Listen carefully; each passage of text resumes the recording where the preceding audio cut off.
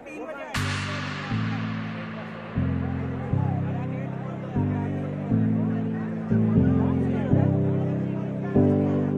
पे आया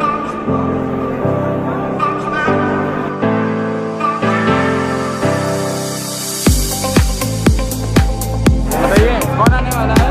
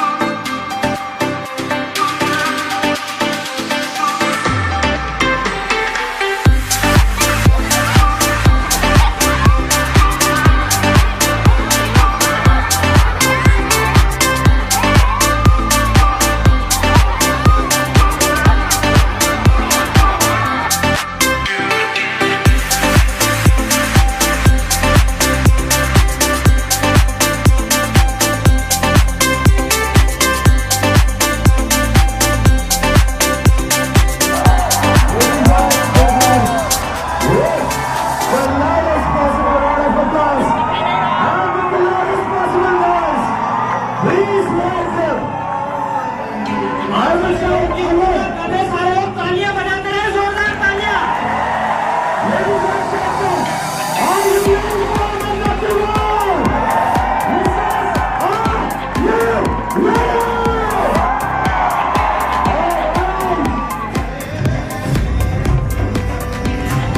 सबसे बड़ी शुरुआती जोरदार तालियां बजा दीजिए।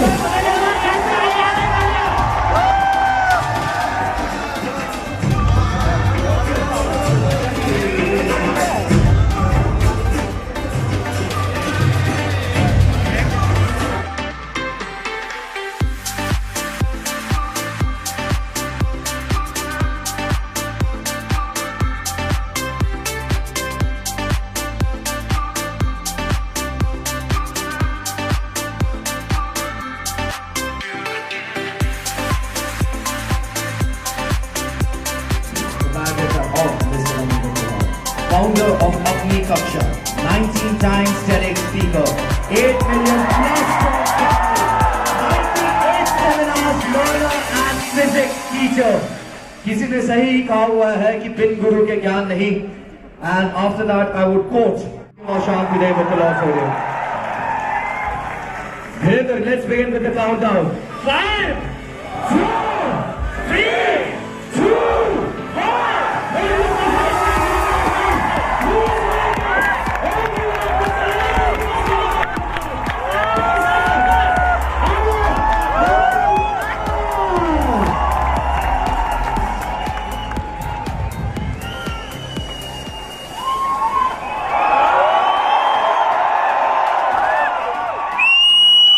कैसा लग रहा है आपको लवली प्रोफेशनल यूनिवर्सिटी में आके? बहुत ज़्यादा अच्छा लग रहा है।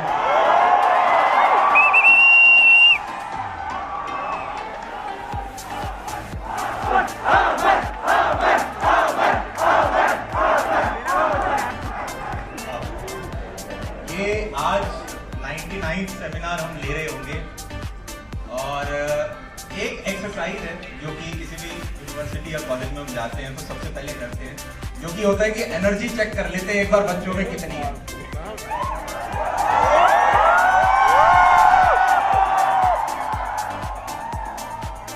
इन लाइट्स की वजह से मैं आगे तक देख नहीं पा रहा हूं, पर मुझे आवाज सुनाई दे रही होगी। हम आरवीसी का रिकॉर्ड ब्रेक कर सकते हैं। मुझे लगता है कि कर सकते हैं। सारे एनर्जी लगाएंगे तो एक छोटी सी एक्सरसाइज करते हैं और उसके बाद बड़ा स्पॉन्टी सेमिनार रखेंगे। आप कुछ भी पूछ सकते हो। 1.5 घंटे का ये सेशन होगा। मैं कुछ चीजें शुरुआत कर दूंगा, मुझे भी नहीं पता आज मैं क्या बोलने आया हूँ। मैं रैंडम चीजें स्टार्ट कर देता हूँ, इन बिटवीन कोई ना कोई आप में से हाथ खड़ा कर देगा और उसी के ऊपर हम आगे और कंटिन्यू कर देंगे। तो एक्सरसाइज ये है कि हम 1 से 10 तक क्लैप करेंगे और जैसे जैसे मैं बोलूंगा 1, 2, 3 उसी प्रकार से 1, 2, 3 आपकी क्लैप आती जाएंगी। जैसे ही हम 10 तक पहुंचेंगे तो हमें पागल हो जाना है। पीछे की सीटें उखाड़ के फेंकी हुई है भाई मतलब और 10 के बाद चेक हो रहा होगा कि भाई एनर्जी लेवल कितना है। तो स्टार्ट करें, हाँ या ना? ऊपर ही तोड़ने के लिए ओ भाई साहब 1 2 3 4 5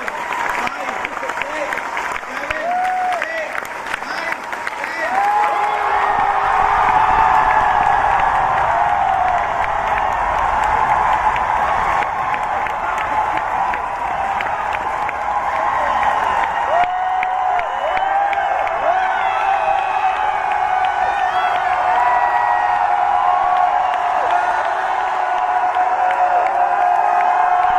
7 8 9 फर्स्ट पोजीशन के लिए अभी थोड़ा सा डिफिकल्ट हो रहा है।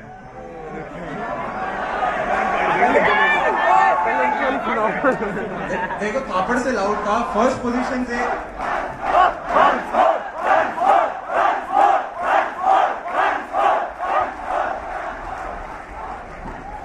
मुकाबला काफी टक्कर का है, क्योंकि आरबीसी में भी करीबन इतने ही बच्चे थे फुटबॉल ग्राउंड के अंदर। इस बार पक्का इस बार सिर्फ 3 तक क्लैप कर रहे होंगे और उसके बाद एनर्जी चेक करते हैं, ठीक है? 1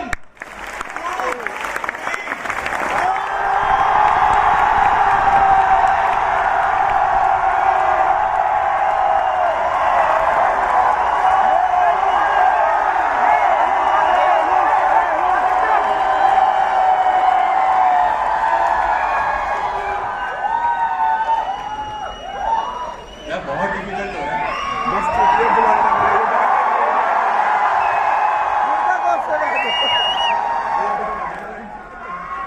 इसे एक टाई ब्रेकर अभी मैं दे सकते हैं। एक कोशिश सेशन के एंड में और करेंगे। एक कोशिश सेशन के एंड में और करेंगे। अब एक टाई ब्रेकर है, क्योंकि जितने भी कॉलेजेस में जाया जाता है वो फर्स्ट पोजीशन का नाम हर कॉलेज में लेते हैं।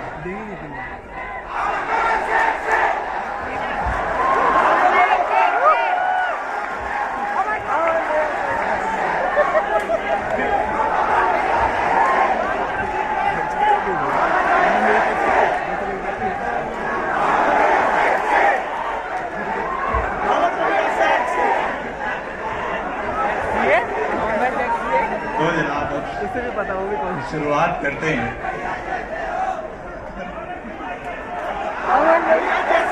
बहुत एनर्जी है, बहुत ज्यादा एनर्जी आप लोगों में।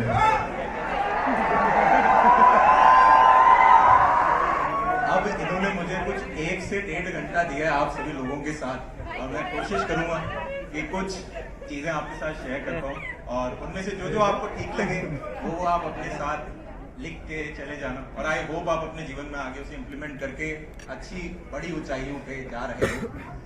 तो स्टार्ट करते हैं स्टोरी टेलिंग के साथ। और स्टोरी टेलिंग है जो मेरी पिछले 7 साल की जर्नी रही है, उसमें कहां कहां पे क्या क्या घटे आए। अब आ रही है आवाज नहीं आ रही? चेक चेक चेक आ रही है? लास्ट तक आवाज आ रही है? और अब आ रही है आवाज लास्ट तक? आ रही है? स्लाइड ऑन कराओ यार। बहुत बढ़िया।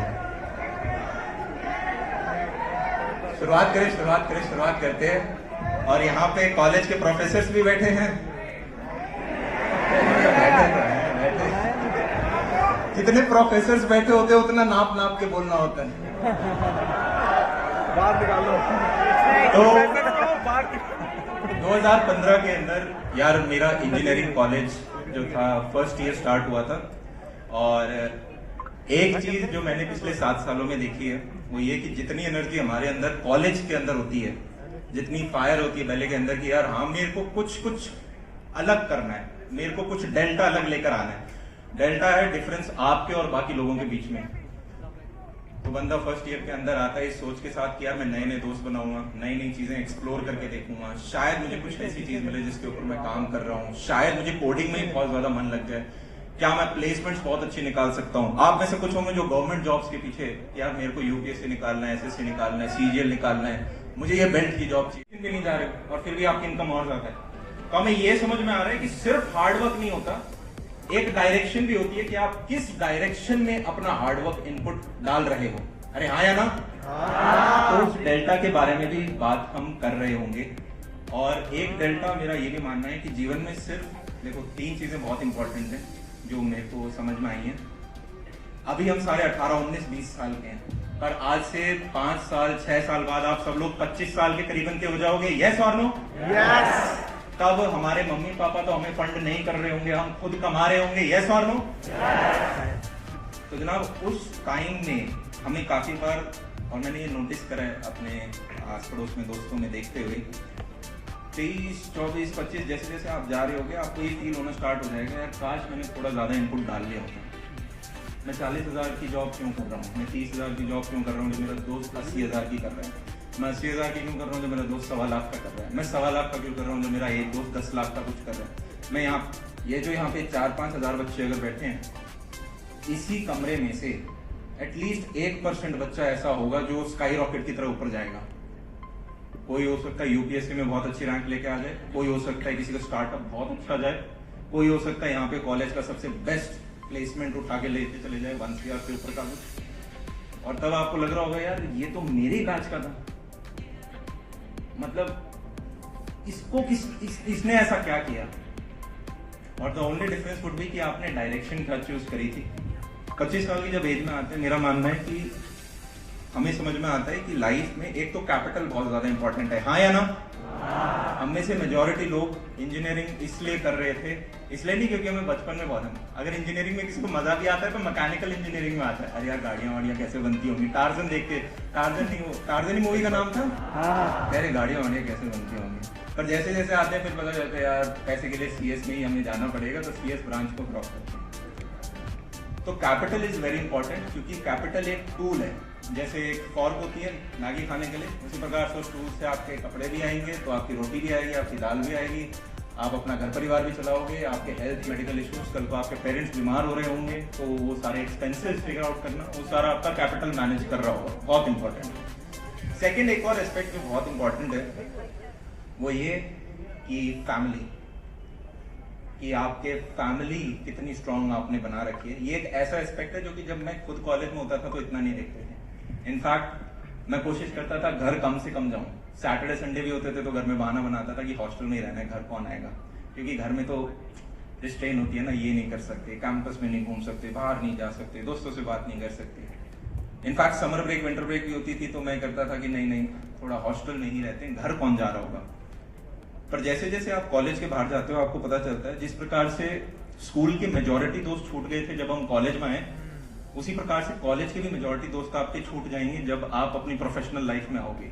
और जैसे जैसे आप 23, 24, 25 और बाद में कल वो आपकी शादी हो गया, आपका एक छोटा सा परिवार हो गया, तब तो आपके पास टाइम ही नहीं अपने दोस्तों के लिए, तब आपकी अलग ही एक रिस्पॉन्सिबिलिटी आपके ऊपर आ रही होगी।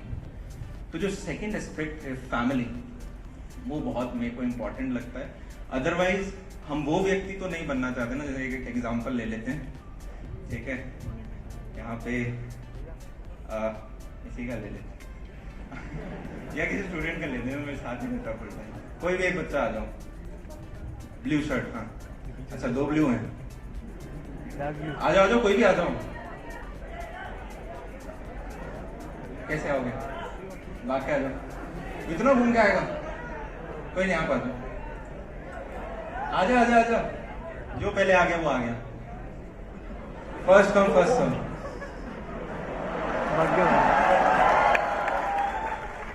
ऐसे ही होता है जीवन में, जो पहले आ जाता है ना, राइट। तो एक इंपॉर्टेंट लेसन हमें क्या मिला, ये कोई अपॉर्चुनिटी नहीं थी, पर जीवन में ऐसे ही अपॉर्चुनिटीज आएंगी। आप जितना, एक होगा जो एक तो होंगे जो हाथ ही नहीं उठाया, एक होंगे जिन्होंने कुछ ने हाथ उठा लिया तो उनको ऐसे ही ढूंढ रहे होंगे कि यार इनको पिक कर लें, एक होगा हाथ उठा के खड़ा भी हो जाएगा तो वो दिखेगा ज्यादा, और एक होगा वो हाथ उठा के खड़ा होकर चलना स्टार्ट हो चुका है कि मैं आ रहा हूँ। तो आपके अंदर कितनी भूख है उस हिसाब से, ठीक है, तो चलो है। और एक होती है जिद भी कि मैं नहीं जा रहा, तो ये भी बहुत जरूरी है। तो चलो दोनों का एग्जाम्पल ले लेते हैं। मान लो इन दोनों ने जीवन में 200 करोड़ रुपए कमा लिए, ठीक है। तो कैपिटल तो इन्होंने सिक्योर कर लिया, पर इन दोनों की बीवियां इन्हें मारती हैं। तो क्या हम बोल सकते हैं कि यार ये फुलफिल्ड जीवन जी रहे हैं? शायद कैपिटल के टर्म्स में सक्सेसफुल हो गए, पर क्या फुलफिल्ड जीवन जी रहे हैं? या इनके मम्मी पापा इनसे कुछ नहीं, अलग रहते हैं? तो क्या ये फुलफिल्ड जीवन जी रहे हैं? या फिर मान लो इन्होंने 200 करोड़ रुपए कमा लिए, पर 35-40 की एज में हेल्थ इतनी खराब कर ली कि नीचे से अगर कुछ उठाते भी हैं तो कमर बोल जाती है। तो क्या ये फुलफिल्ड जीवन जी रहे हैं? तो यहां से हमें 3 चीजें समझ में आई कि एक तो कैपिटल इंपॉर्टेंट है, सेकंड फैमिली बहुत इंपॉर्टेंट है, और थर्ड हेल्थ बहुत इंपॉर्टेंट है। और इन तीनों के around he, thank you very much in दोनों के लिए तालियां। जब भी जीवन में कोई अपॉर्चुनिटी मिले, हाथ उठाओ, खड़े हो जाओ और चल पड़ो उसकी तरफ, एग्जीक्यूट कर दो। मेरा मानना यह है कि 24 घंटे अगर हम देख लें, करीबन 8 घंटे तो हम रेस्ट करते हैं, बच गए कितने? 16 घंटे। जब आप 25 की एज में चले जाओगे, क्या मैं कह सकता हूँ 8 से 10 घंटे तो यार आप जॉब कर रहे होगे? अरे हाँ ना, 8 घंटे काम किया, 1-2 घंटे ट्रैवलिंग, और जो बचा हुआ टाइम है वो आपका फैमिली के साथ जा रहा होगा।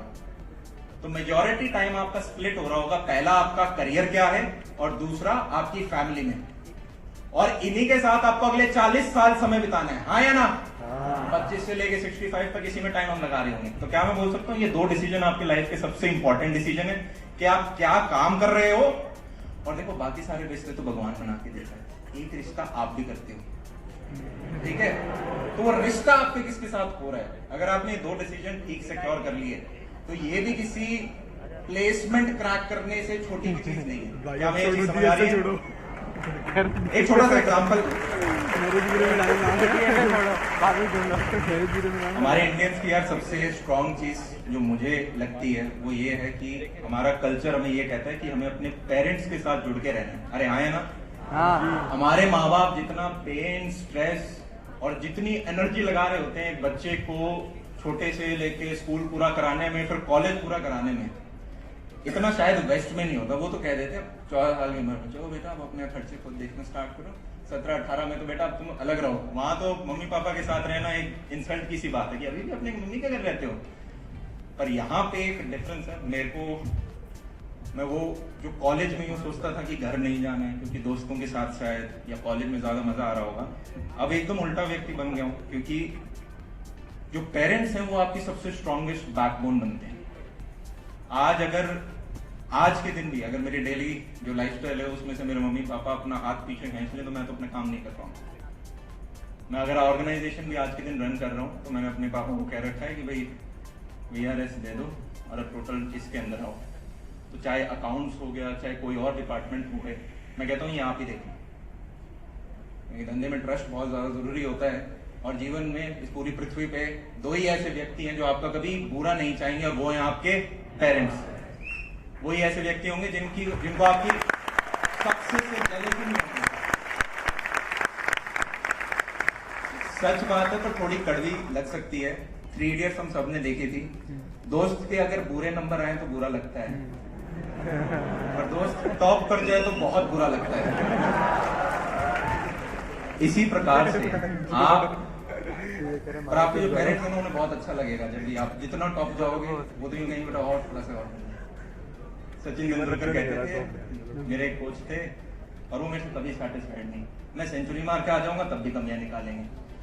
क्यों? क्योंकि वो चाहते हैं कि थोड़ा सा और इम्प्रूवमेंट हो जाए। वहीं दोस्तों का वो कहेगा अरे यार पढ़ रहे तू, पढ़ रहा है भाई, ये पढ़ाई कर रहा है भाई, देख ले इसको, सांप पढ़ रहा है। तो एक नेटफ्लिक्स पे डॉक्यूमेंट्री है, उसका नाम है व्हाट द हेल्थ। आप जरूर देखना उसे, अगर आपको कहीं से दोस्तों का सब्सक्रिप्शन ले ला के नहीं तो इधर मिल जाए। व्हाट द हेल्थ बड़ी इंटरेस्टिंग है, और उसके अंदर एक दो फैक्ट्स थे, मैं शायद परसेंटेज एकदम एक्यूरेट ना बताऊं। डायबिटीज और कैंसर ये ऐसी बीमारियां होने वाली हैं आने वाले समय में, स्पेशली जैसा हम खाना खाते हैं, ठीक है, जितना हमारे चारों तरफ पॉल्यूटेंट्स हैं। डायबिटीज और कैंसर, आप अपने लेफ्ट में एक व्यक्ति देख लो, अपने राइट में एक व्यक्ति देख लो, इनमें से एक को तो आई गेस डायबिटीज या कैंसर में से एक है, ये प्रोबेबिलिटी है लगभग 30% आने वाले टाइम तुम मेरी में। तरफ से देख रहे और करीबन 25% ही कैंसर का उन्होंने स्टार्ट दिखाया था। हो। दोस्त खुद ही कैंसर हो तो जीवन पहले ही मार दो अपने दोस्तों को लेफ्ट राइट देख के, तेरे रहेगी। जब प्रियांशु हो तो लीवर खराब होगा। तो अरे अरे अरे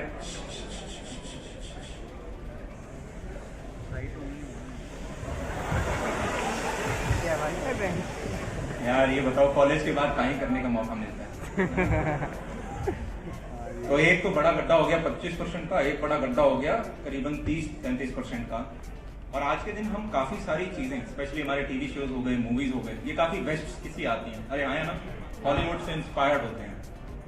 तो मुझे लगता है जो हम देखते हैं स्पेशली मूवीज, वो हमें या हमारी आइडियोलॉजी को काफी ज्यादा अफेक्ट करती है। और यहाँ पे एक चीज को आपको बड़ा ध्यान रखना है, इस एरा को इंफॉर्मेशन एरा भी कहा जाता है, डिजिटल एरा भी कहा जाता है। आज के दिन आपके पास इतनी इंफॉर्मेशन है कि आप डिसाइड कर सकते हैं मुझे इस कल्चर से ये चीज अच्छी पिक करनी है, मुझे इस कंट्री से ये अच्छी चीज पिक करनी है, मुझे इस रिलीजन का ये चीज अच्छा लग रहा है, और आप अपना खुद का एक कस्टम बना सकते हो जो आप और आपकी फैमिली इंप्लीमेंट कर सकते हो। अरे हाँ है ना? कोई चीज तुम पे मत लेना। पर ऐसे कंट्रीज हैं जहां पर आप मल्टीपल शादी अगर करते हो तो कोई दिक्कत नहीं है, पर अगर आप वो सेम चीज करो तो शायद आपके फैमिली में वो अलाउड ना हो। हाँ या ना?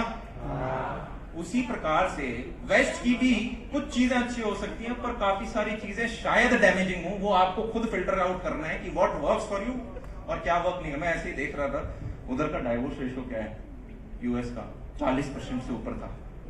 40% से ऊपर? फिर एक कंट्री मिली मुझे लग्जमबर्ग करके, उसका 70% से ऊपर। मैंने कहा कर क्यों नहीं शादियां? इन्हें तो पता है होना है। मतलब अगर आपको पता हो कि भाई यहाँ से उठ के मैं उस गेट तक जाऊंगा तो पक्का 50% प्रोबेबिलिटी है कोई मार देगा, आप जाओगे वहां तक? और यहाँ पे दुनिया और डॉक्टर चिल्ला चिल्ला के बोल रहे हैं 25% तो ये बीमारी 25% में तो यहाँ फंसोगे, 33% इसमें फंस जाएंगे, और वेस्ट का डाइवोर्स और पकड़ के लिया और 40% इसमें फंस जाएंगे। तो 3 गड्ढे स्किप कैसे करेगा एक इंडिविजुअल? मान लो यहाँ पे एक व्यक्ति है, बहुत अच्छी पढ़ाई कर रहा है और उसने बहुत बढ़िया सा प्लेसमेंट ले लिया माइक्रोसॉफ्ट, गूगल, फेसबुक, किसी के कंपनी, अमेजोन के अंदर अच्छा पैकेज ले लिया, 1-2 साल काम किया, फिर कहा मैं बाहर जाके एमएस करूंगा। बाहर जाके अच्छे से एमएस करके उधर और बढ़िया नौकरी उसने पकड़ ली। वो 25, 28, 30, 33 का हो गया, और 35 में हो गया उसका क्या, डाइवोर्स।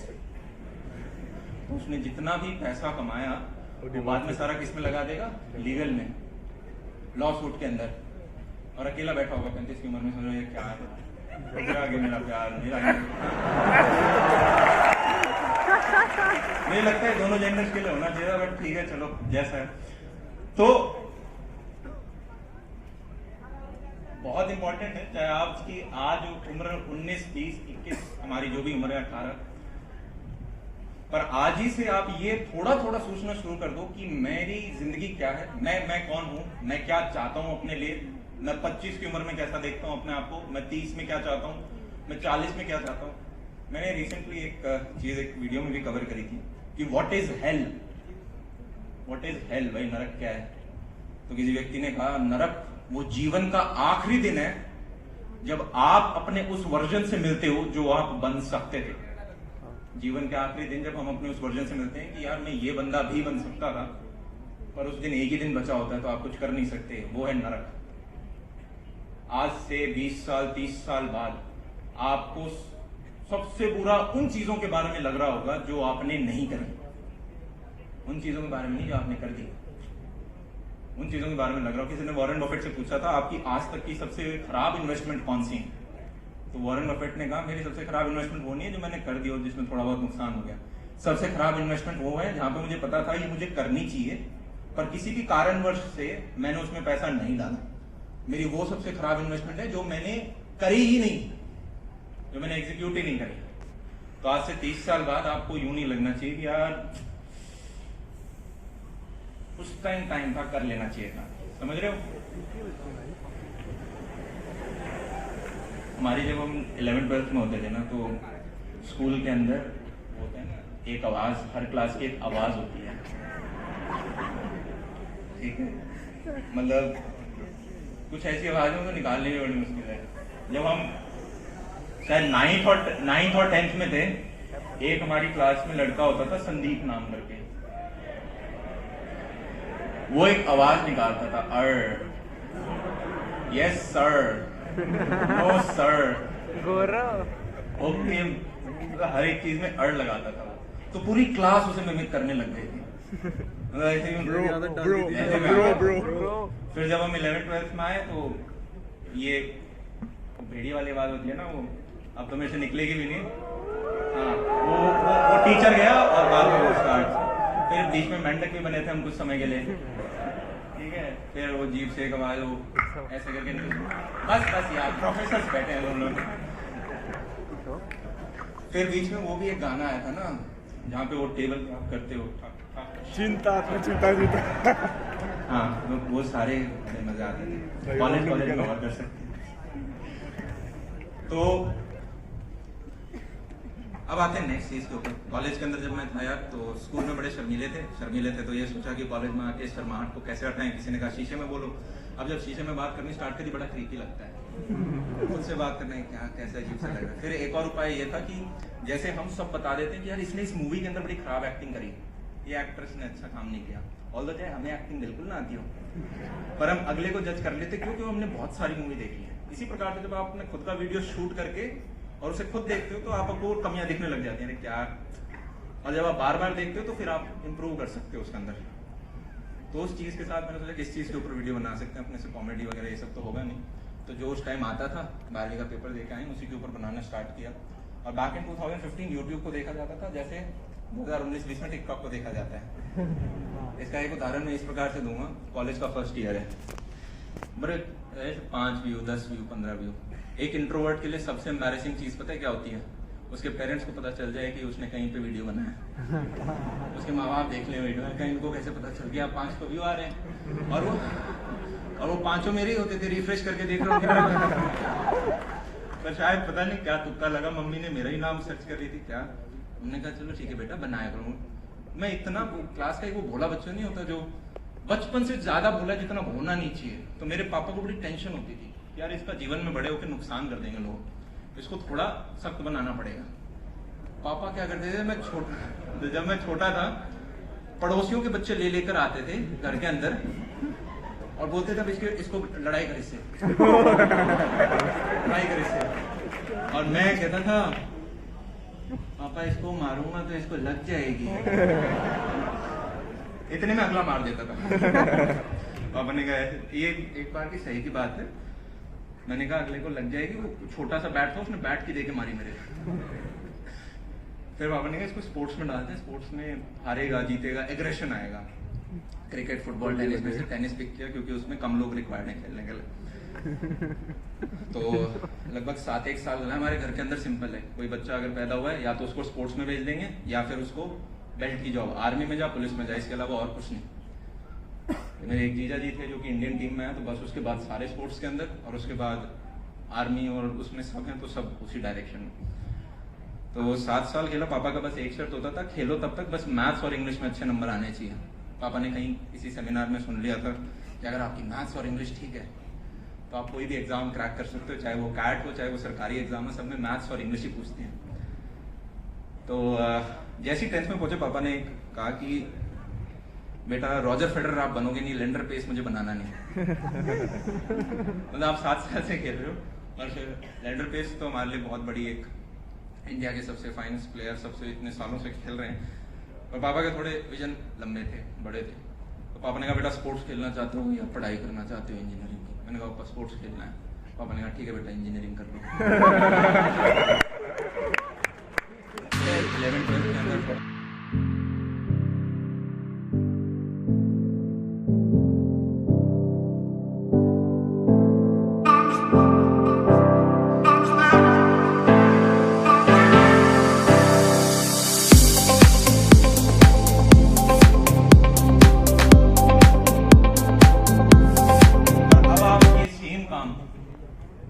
इंटरनेट के माध्यम से कर सकते हो। आप अपना सॉफ्टवेयर बना सकते हो, आप अपना वेबसाइट बना सकते हो, आप सोशल मीडिया पे कर सकते हो।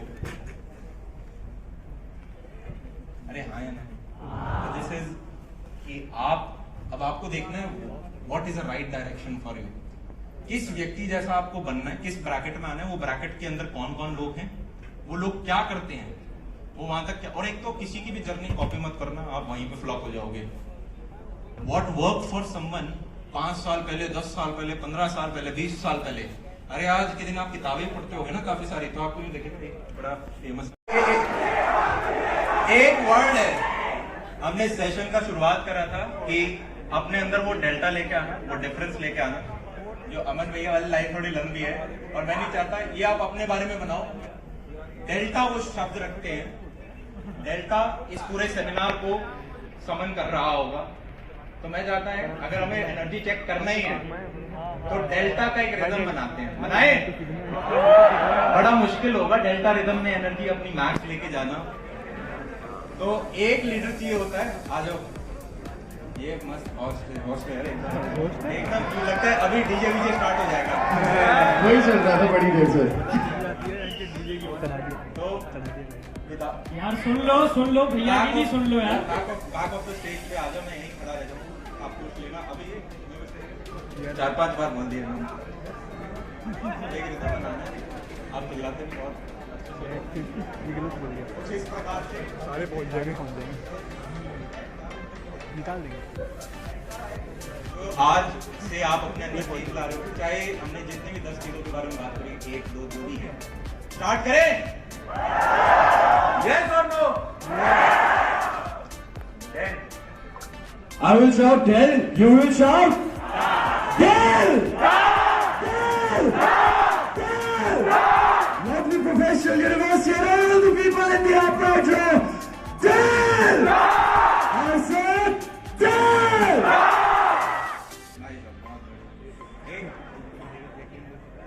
बस थोड़ा सा गलत हुआ ये, क्योंकि मैं चाह रहा हूँ कि आप इतने सारे हो, इसको हम चैनल के ऊपर डालें पूरा कि हम जलंधर के अंदर आए और जलंधर की एनर्जी क्या की। डेल्टा नहीं करेंगे, एक बार में डेल्टा बोलेंगे, ठीक है? Alright, lovely professional university. और rhythm fast, delta delta delta delta पांच के काउंट पे करेंगे ताकि वीडियो डाल सके अच्छी सी इसकी। Lovely professional university at the count of 5 we are going to shout delta. 5, 4, 3, 2, 1.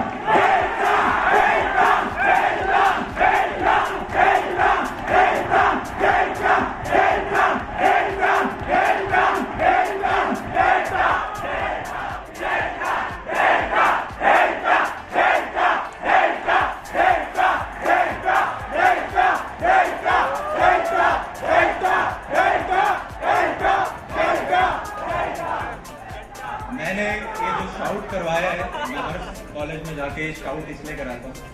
मुझे लगता है हर भीड़ के अंदर कुछ इंट्रोवर्ट्स बैठे होते हैं, कुछ के अंदर की आवाज बैठी होती है। आप जब चिल्ला देते हो थोड़ा आदमी खुल जाता है, अरे हाँ या ना? ये जो एनर्जी है ये कॉलेज में ठंडी मत होने देना। जैसे जैसे 4th ईयर तक पहुंचो और उसके बाद कॉलेज से बाहर निकल के 30 साल 35 साल की उम्र में ये ऐसा बड़ा पेट करके वो इसको ठंडा मत होने देना। जैसे जैसे उम्र बढ़ती है वो सपनों के साइज छोटे होते जाते हैं। इस बात पे नहीं मानना है, ठीक है? Yes,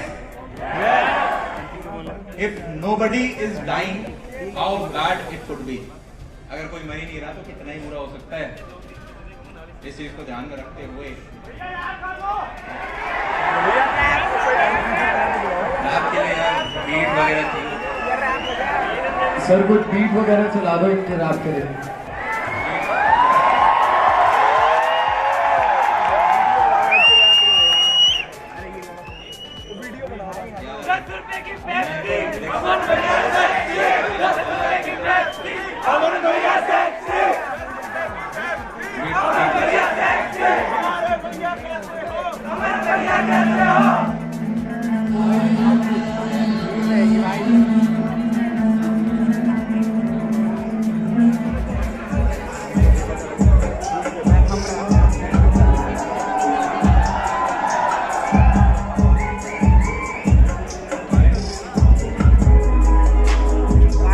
Lovely Professional University, are you ready for Aman Dattarwal's rap?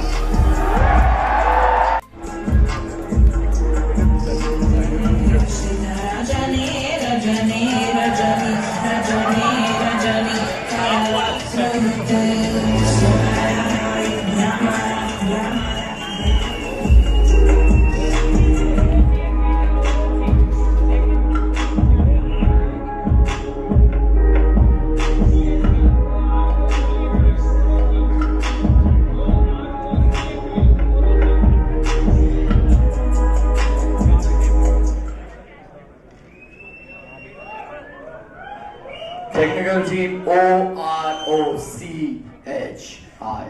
OROCHI. यार बहुत ड्रामेटिक आदमी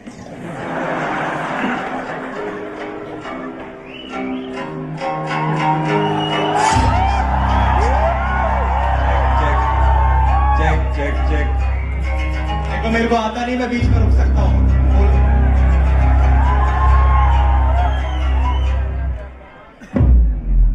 कमरे में दोस्तों के साथ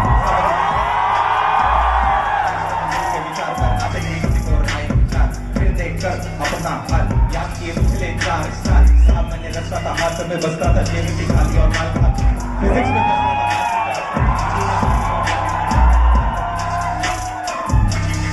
म्यूजिक बहुत लाउड है, आवाज आ रही है?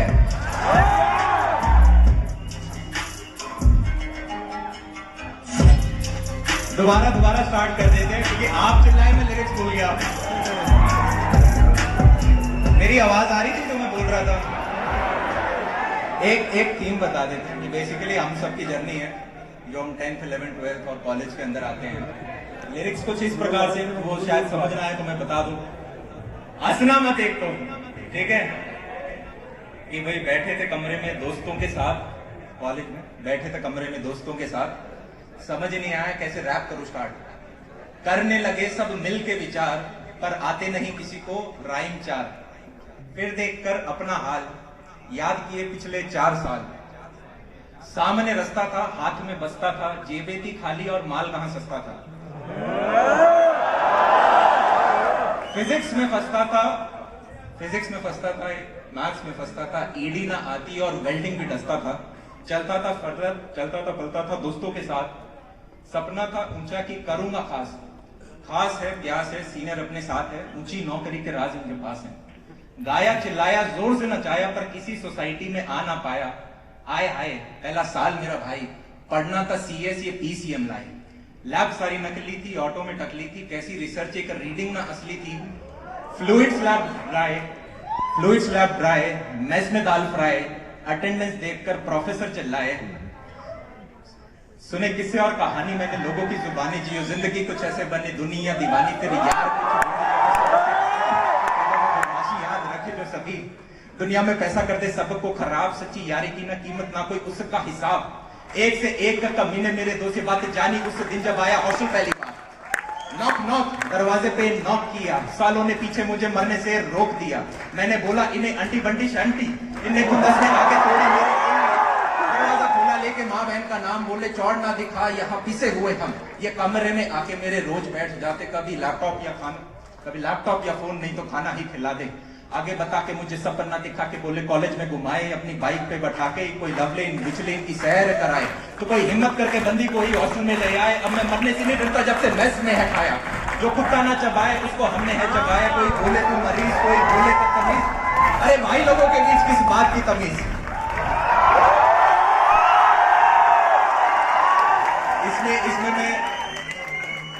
इसमें रैप का जो है इसमें मेरे एक सीनियर का भी बहुत ज्यादा कंट्रीब्यूशन है जिन्हें मैं क्रेडिट देना चाहूंगा। राइट, हमने उनसे सीखा आप अपने अपने रैप बनाओ। और इनफैक्ट इसे भी जो शुरुआत में हमने कही एक 10वीं क्लास के बच्चों के लिए भी एक बार किया था कि भाई आओ 6 साल पुरानी है ये कहानी टाइप करके। एक दूल्हे ने पहनी एक नई शेरवानी, क्या है कि हम 10वीं में आते हैं, 11वीं में आके एक नई शेरवानी बनाई जाती है साइंस कॉमर्स या आर्ट्स की, ठीक है। 10वीं थी अब बात पुरानी, बस में नहीं थी मेरी कहानी। दुल्हन आई है कौन अनजानी, नसीब मेरा सोया, बाल विवाह होया सब खरे देखे मैं बार बार रोया। मुझे मिला धोखा लगातार रोका ना पसंद मुझे फिर भी थोपा 11वीं क्लास थी कॉपी मेरे पास थी उम्र थी कच्ची और पेंसिल मेरे साथ मैं भूल गया फिर आगे का क्या था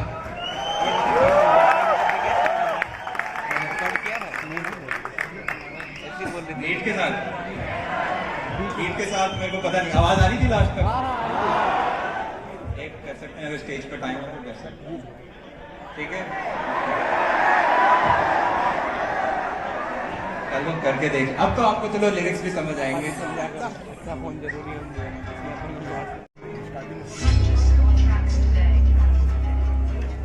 क्या स्टार्ट हो गया नहीं मतलब जीरो से वापस स्टार्ट कर दो मैं बीट भूल जाऊंगा कहाँ से स्टार्ट और जाने मनो कैसे हो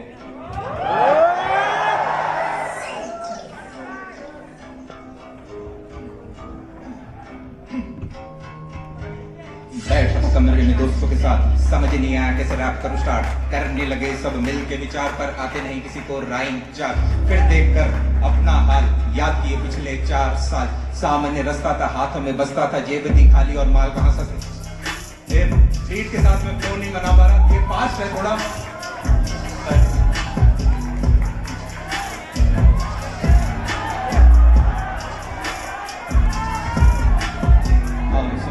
अपनी जुबानी 6 साल पुरानी है ये का अरे यार अब बस ठीक है छोड़ो अब पहली बार कही बिना बीट की जगह यार मेरे को तो बिना बीट की जगह अच्छा लगा क्योंकि एटलीस्ट एक कहानी बता पाए बस आई होप यार आप सब लोग बढ़िया बढ़िया फोटो अपने जीवन के अंदर वो डेल्टा लेकर आ रहे हैं और जब भी जीवन में बुरा लगे जब भी जीवन में कुछ बहुत अच्छा हो जाए बहुत बुरा लगे एक बड़ी प्यारी छोटा सा सेंटेंस है कि एक बार अकबर ने बीरबल से पूछा एक ऐसा लाइन बताओ जिसे सुन के खुश आदमी सैड हो जाए सैड आदमी खुश हो जाए ये समय भी चला जाएगा and how bad it could be if nobody is dying मतलब इसका मतलब ये नहीं है कि बैड कर दो मार दो लोगों को इसका मतलब ये है इतना बुरा नहीं हुआ जब भी आप अपनी वाली परिस्थिति से परेशान हो कभी क्या है हमें दुनिया मोबाइल लगने लग जाती है दुनिया लैपटॉप दुनिया वो 4 दोस्त वो एक कैंपस लगने लग जाता है तब थोड़ा सा बाहर देखना और आपको पता चलेगा आप लोग सभी जितने भी हम यहाँ लोग बैठे हैं हम इंडिया की फॉर्चुनेट लोगों में आते हैं अरे हाँ या ना तो हमें विक्टिम की तरह एक्सक्यूज नहीं बनाने यस और नो एक्सक्यूज नहीं तब तक के लिए बाय